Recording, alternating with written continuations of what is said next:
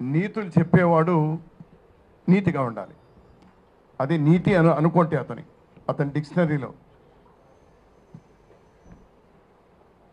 అతను Congress party scholarships ఇస్తే అతను ఎంఏ పట్టా పుచ్చుకున్నాడు. కాంగ్రెస్ పార్టీ స్కాలర్షిప్స్ ఇస్తే ఎంఫిల్ చేసినాడు. కాంగ్రెస్ పార్టీ టికెట్ ఇస్తే ఎమ్మెల్యే అయినాడు. కాంగ్రెస్ పార్టీ ఆశీర్వదిస్తే మంత్రి అయినాడు. కాంగ్రెస్ పార్టీ ఆశీర్వదించినాడు కానీ ఎన్టీ రామారావు గారికి అల్లుడైనాడు. ఎన్టీ రామారావు గారి కింద పడేసిన తర్వాత కూడా నా 30% కాంగ్రెస్ రక్తం అన్నాడు. అతను ప్రతిపక్షంలో ఉన్నప్పుడు నేను హార్టికల్చర్ మినిస్టర్గా ఉండి వారి హెరిటేజ్కు 75 లక్షల రూపాయలు సబ్సిడీ నేనే మంజూరు చేశాను. నా హస్తాలతో సంతకం పెట్టి 75 లక్షల రూపాయలు తీసుకున్నాడు కూడా. ఇన్ని లబ్ధులు పొందినాడు. నెలకు 1000 రూపాయలు పెన్షన్ తీసుకునేటువంటి వాళ్ళు ఇతను ఓటు వేయకుండా పోతే పెన్షన్ తీసుకోకూడదట. 1000 రూపాయలు తీసుకునేవాళ్ళు. మీరు ఎన్ని కోట్ల రూపాయలు కాంగ్రెస్ పార్టీ ద్వారా మీరు లబ్ధి పొందినారో మీ ఒక్కసారి మీ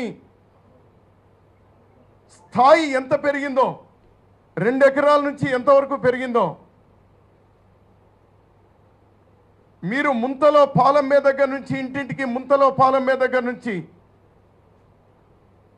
ఈరోజు ట్యాంకర్లో పాలమ్మే వరకు కాంగ్రెస్ పార్టీ సహకరిస్తే మీరు ఎంత కృతజ్ఞతగా ఉండాలి కాంగ్రెస్ పార్టీకు. మీరే కాదు, మీ కుటుంబ సభ్యులు, ఈ జన్మే కాదు ఇంకా 1,00,000 జన్మలు ఎత్తిన ఒక్క పెన్షన్ తీసుకునే వాళ్ళ మీద అంత మీరు మాట్లాడతారే, అంత మాట అంటారే మీరు ఎంత నిజాయితీగా ఉండవలసింది కాంగ్రెస్ పార్టీకు చెప్పండి. ఈరోజు మేమేమన్నారు మిమ్మల్ని? ఈ రాష్ట్రం విడిచిపోమని చెప్పాలన్నా మిమ్మల్ని? లేదా మిమ్మల్ని దేశం విడిచిపెట్టుకోమని చెప్పాలన్నా? మీరు ఎక్కే విమానాశ్రయము, దిగే విమానాశ్రయము, మీరు తిరిగే రోడ్లు, పెరిగే రోడ్లు, మీరు ఈరోజు తిరిగే ప్రతి అణువులో కూడా కాంగ్రెస్ పార్టీ కాంట్రిబ్యూషన్ ఉంది. కాంగ్రెస్ పార్టీ ప్రాణాలు త్యాగం చేసి స్వాతంత్రం తీసుకొచ్చి మీలాంటి వాళ్ళు కూడా ముఖ్యమంత్రులుగా కూర్చోబెట్టింది. ఎంత కృతజ్ఞతగా ఉండాలి కాంగ్రెస్ పార్టీకు?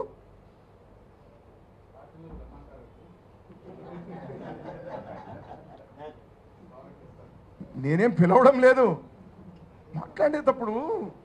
మాట్లాడేటప్పుడు ఒక వేలు చూపిస్తే 4 వేలు నా వైపు చూపిస్తా ఉన్నాయనే గుర్తుపెట్టుకోవాలి. చాలా తప్పు. అతను బిహేవియర్ చేసినటువంటి ఫ్రస్ట్రేషన్తో has behave nothing less than a factionist. ఒక ఫ్యాక్షనిస్ట్ మాదిరి నా ఊరు, నా అభిష్టం, నా రోడ్డు, నా సరిహద్దులు. తమాషగా ఉంది వీళ్ళకు. ఏమనుకుంటా ఉన్నారు? Is a chief minister or A street rowdy? Is less than A street rowdy, is verse than A street rowdy. How can he say that?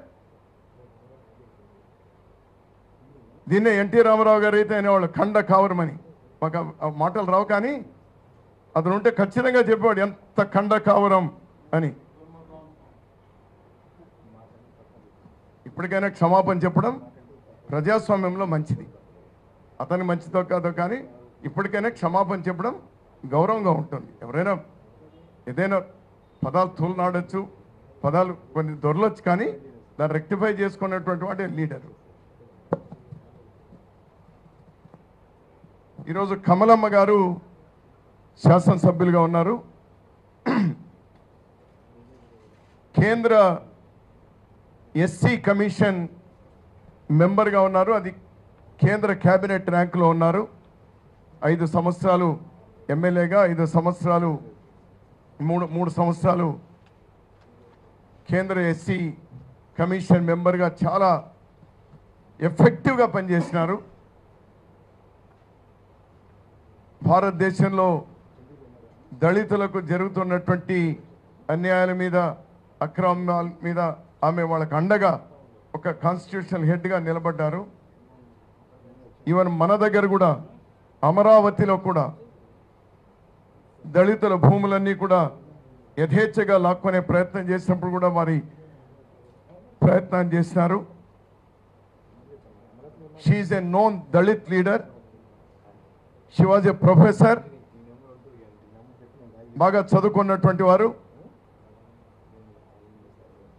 ఇటీవలనే సోనియా గాంధీ గారు, రాహుల్ గాంధీ గారు దిగ్విజయ్ సింగ్ గారి సిఫార్సు మేరకు రాష్ట్ర కాంగ్రెస్ పార్టీ ఉపాధ్యక్షురాలిగా నియామకం చేసినారు. కమలమ్మ గారికి నా హృదయపూర్వకమైనటువంటి శుభాకాంక్షలు, అభినందనలు తెలియజేస్తా ఉన్నాను. వారికి సోనియా గాంధీ గారి ద్వారా వచ్చినటువంటి నియామక పత్రాన్ని మీ సమక్షంలో వారికి అందజేస్తా ఉన్నాను.